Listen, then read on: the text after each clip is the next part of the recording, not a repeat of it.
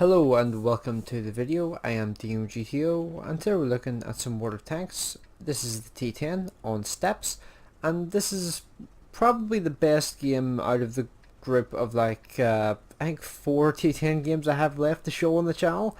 Yeah, I went ham doing the grind on this tank like last month. I've been gradually trying to just gradually just release the videos that I've made for this machine, because I've had a lot of games. And I say when I say a lot of games, I mean a series a lot of games, which I think would be good putting up on YouTube. I'm probably gonna skip two of them. I have like two. I have I think it's 3 or 4 Ace tankers sitting that I have like screenshots for that I know for a fact are Ace tankers, which I'm probably gonna skip two of them if I'm honest with you, because I don't really think it's really worth putting them up, because they're kind of just generic games. Not really exciting happens in them. But the other two I think could be potentially good games to put up.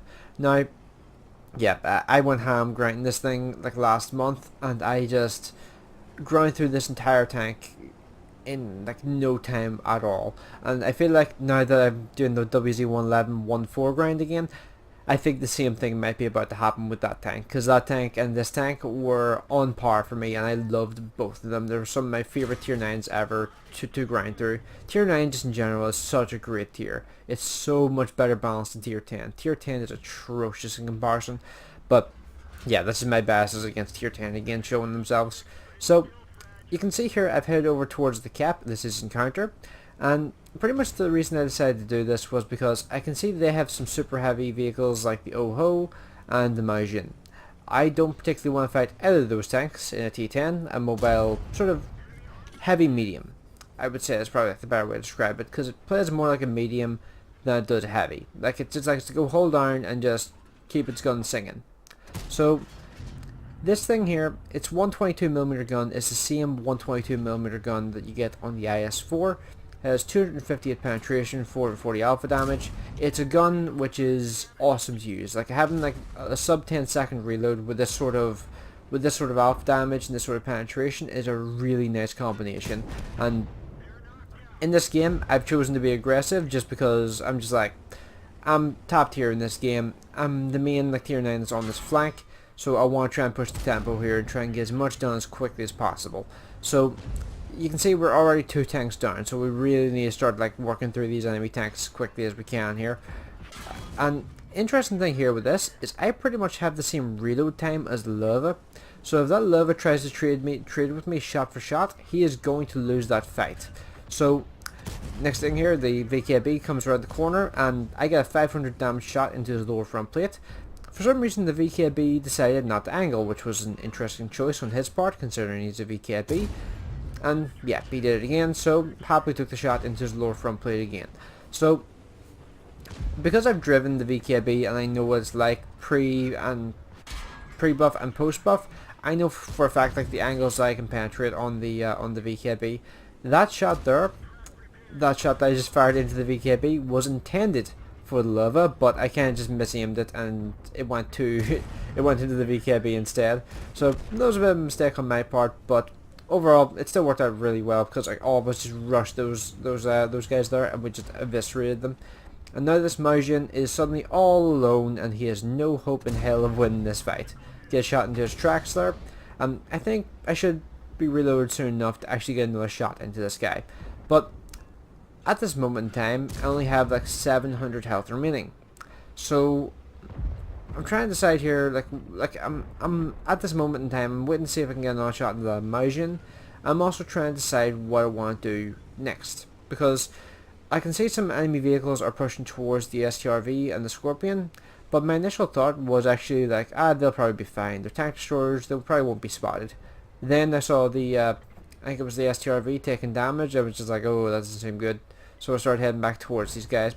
So these two like heavy tanks here, they have a clear health advantage over me here, and I'm just going to try and get as many shots out towards these guys as quickly as I can here, while trying to take as little damage as possible.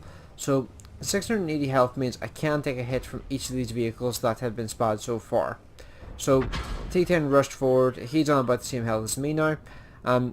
the Conqueror is a fight. It's a fight I really don't like, if I'm honest. Like, I really do not like fighting Conquerors in situations like this, because whenever they're hull down, it's practically impossible to really do any sort of consistent damage to them. But at this point in the game, I have done like 4,400 damage, oh well, 4,300 damage to be more accurate. I have 1,200 damage blocked, and I just pulled a wee move there trying to get into the low ground, and that does kind of give the Conqueror the opportunity to move forward. But if I move forward myself and try and get as much damage out as possible as quickly as I can, I should be able to counter the Conqueror being able to move forward. So if I'm able to finish off this FCM, never mind, someone else finishes him off for me. Now I'm going to try and rush towards this T10, try and finish this guy off. The Conqueror has come around behind us. It took him a little while to get there because the forward speed on the Conqueror is not the greatest. I finish off the T10, and now we're going to have to focus on the Conqueror to try and remove him. So this game has been close pretty much the entire time. I'm now at the point where I only have 1 AP round remaining. I have 8 heat rounds and 4, I was about to say 4 AP rounds, but 4 HE rounds.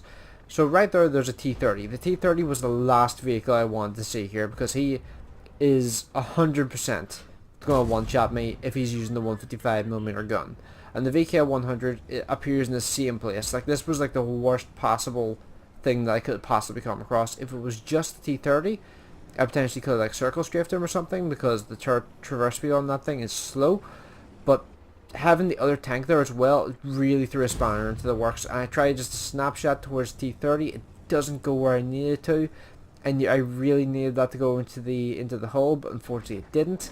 And now the VK100 and the T-30 are gradually making their push towards me. I'm just going to look for an opportunity to see if I can get a shot on these guys and catch them off guard.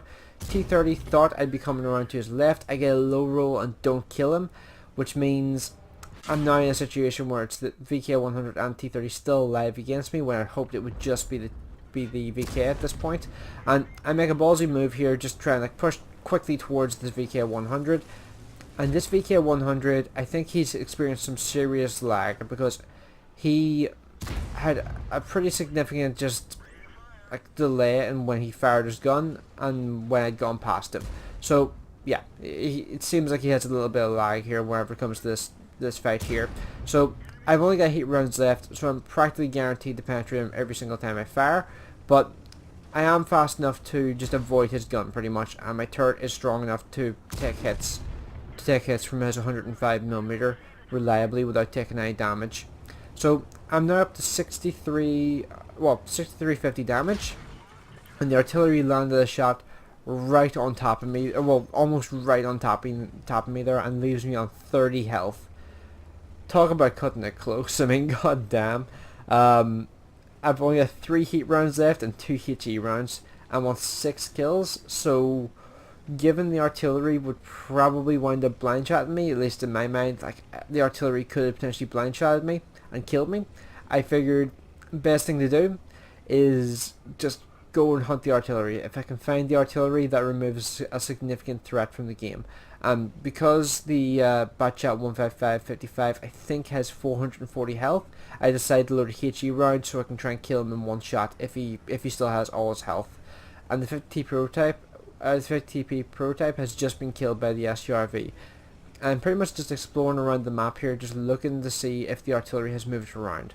Because it's a Batchat 15555, it's entirely possible that he's moved around to the other side of the map at this point. He could be anywhere on this map at this point, because it's a very fast artillery, and that's the worst type of artillery to be against when it comes to a situation like this. And yes, we probably would have won at this point if I had been in the cap circle at the same time, but it's not a guarantee, because the artillery could have potentially just like landed a shot just into the center of the cap circle and potentially they either killed me or potentially hit the 50 TP. He may have located himself differently if both of us had been in the cap. Like, you never know what could have happened with that. Now, unfortunately, because of the way my recording software works, I can't see how much time's remaining on the match, but I think it's probably like 3 minutes, 3 or 5 minutes. I can't see exactly, but I don't think there's much time left on this game. So I'm going to continue my hunt here to see if I can find this artillery and get my 6th kill. So I'm going to just head over towards where the enemy tanks initially spawned, which is like the south spawn. So this will just be a wee second while I'm just heading over there, and thankfully the T10's mobility really helps out with this. I spot the Botshot 15555. His turret doesn't appear to be aiming towards me initially. It's just very slowly turning, and I actually managed to get the kill shot on the 15555 with the HE round to finish him off. So that was 6 kills, 6800 damage and 1500 damage blocked. So it's safe to say that was an ace tanker. And I think, going from memory, I think that was over 1500 base XP. It may have even been 1600, but I think it was 15. So yeah, I was pretty proud of that game after it finished. Like, that game, I was really happy with the way I played that and how much damage I managed to kick out in this thing. And I don't know what it is about the not about tier 10, about the T10.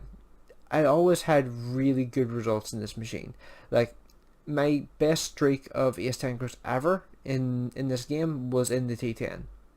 Were 4 games back to back. I had ace tanker, ace tanker, ace tanker, ace tanker. Somebody tried to call me out on that once, wherever I still had the screenshots for it, and I just sent it, like I just asked them for their email address, and I just sent them 4 screenshots of like battles that took place within half an hour, and I was just like, yep, that was a thing that happened. Unfortunately, I don't have those screenshots anymore because I don't even have access to the email that I used at that point anymore, because I think I got rid of it because I thought the actual email address was like childish or something. But yeah, if I still had that, I would love to be able to show it, but I don't.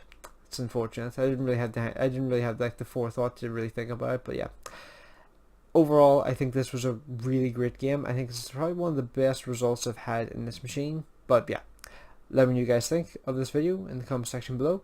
Hopefully you enjoyed it. I'll see you in the next one.